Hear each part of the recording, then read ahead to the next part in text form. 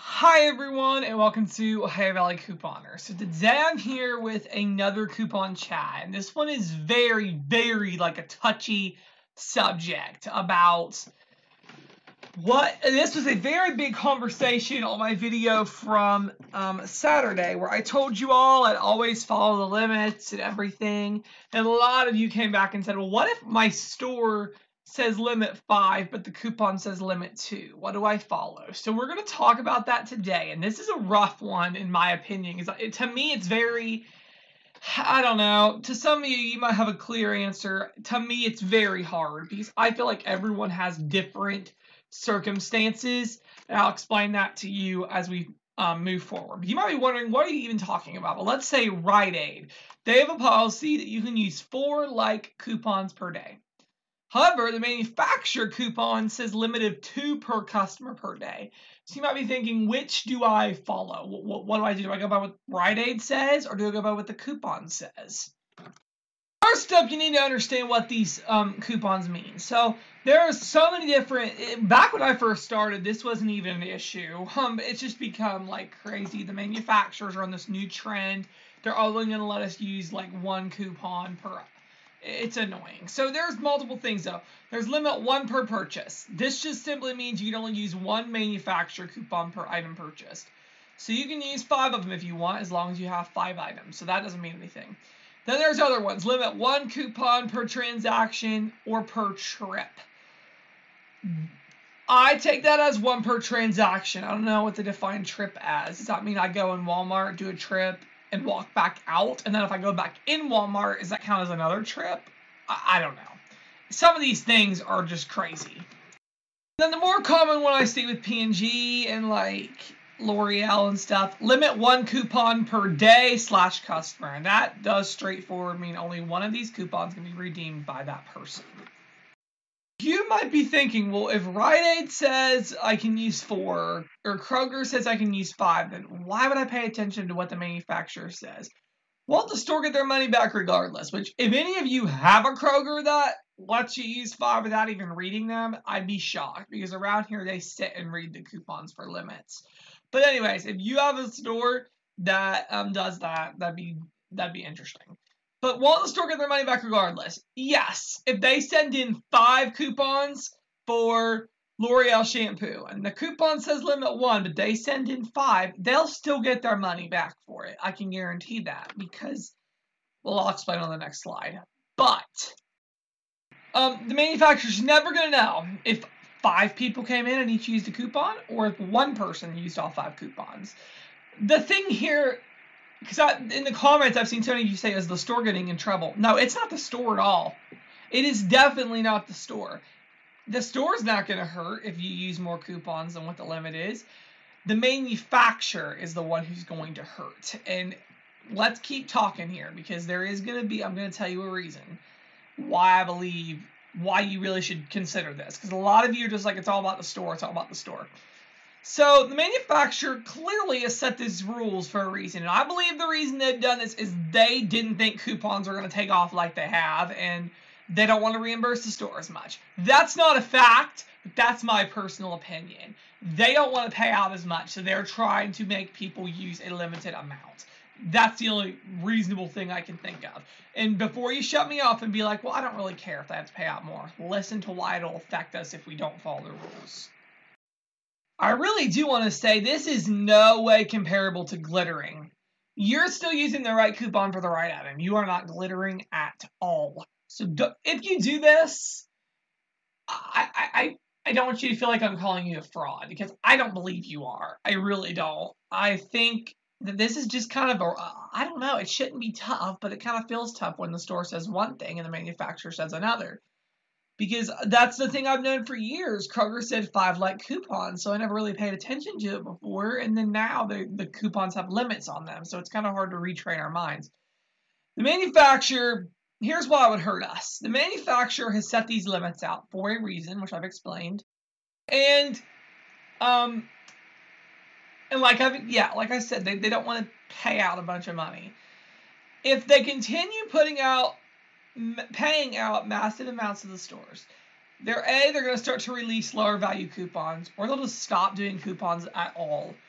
in order to reduce the amount that have to reimburse the store. I don't know if this is legit. I really don't, but I can't think of any other reason. If you know another reason, let me know. If you know any other reason at all why these coupons have these crazy limits on them now, let me know.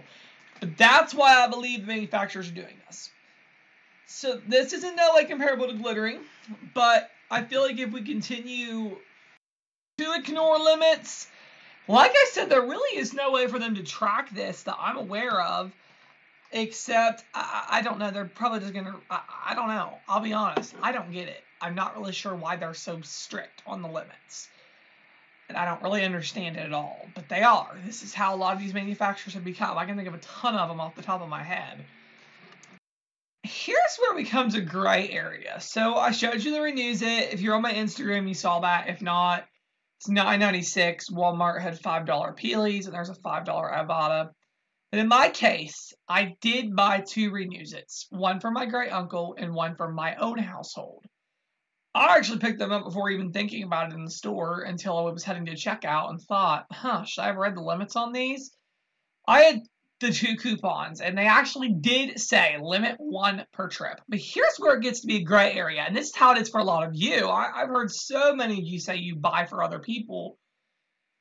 My great uncle does not have Ibotta. I was picking it up for him to give to him because it was free. I was going to give it to him for his house. He's disabled on a very limited income, and I was going to give it to him.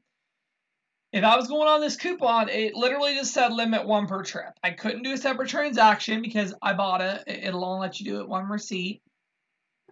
And so, in order for me to get my 2 for Ibotta, I had to do them both on the same receipt. So I'm going to ask you all. This is for 2 households, not 1. We couldn't do the Ibotta rebate any other way because he doesn't have Ibotta. Or he doesn't use it. He doesn't even have a smartphone. So, is that wrong? That's what I'm willing to take your opinions. If you believe that's wrong, let me know. Say, Nick, you just were like wrong. You should not have done that because the coupon said limit 1 per trip. But that's where I feel like it becomes a gray area. It wasn't for me. It'd be the same as if he walked into Walmart himself and he grabbed that Renews It, but he didn't, and he doesn't know how to do this kind of stuff. I mean, I'm not trying to trash him. He just doesn't know how to do it. He doesn't know smartphones. He can't do all this. So I did it for him. So let me know what you think about that. And that's where the gray area kind of starts for everyone. You know, we give to people. We donate to people. How's it really fair for us to do limit 1? But, you know, it is what it is, I guess. So what if the store doesn't care? Let's say you walk in Kroger. They say, as long as you're using 5, we don't care. Manufacturer still does care. And I don't get it.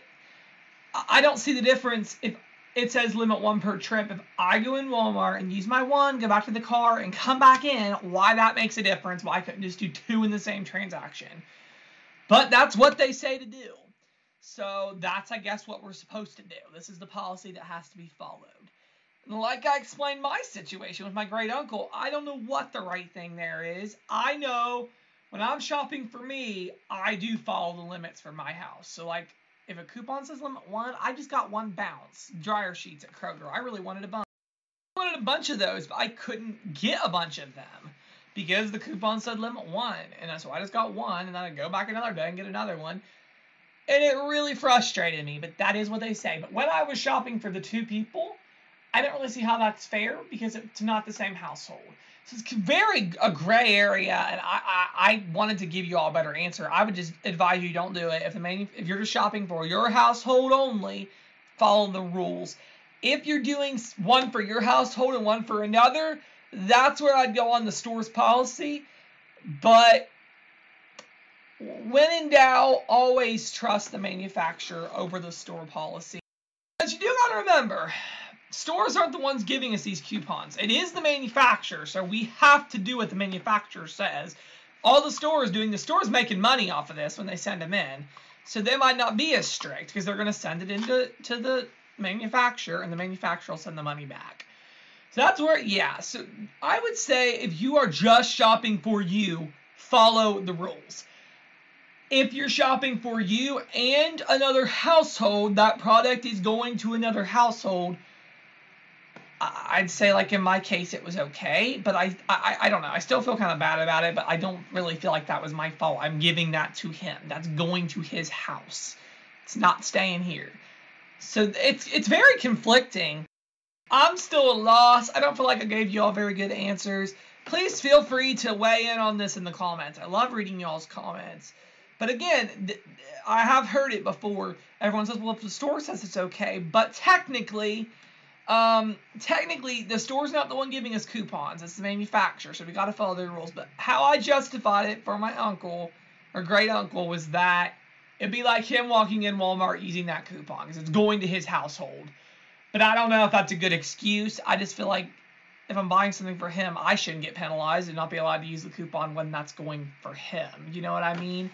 So let me know what you think about this. Very, very conflicting.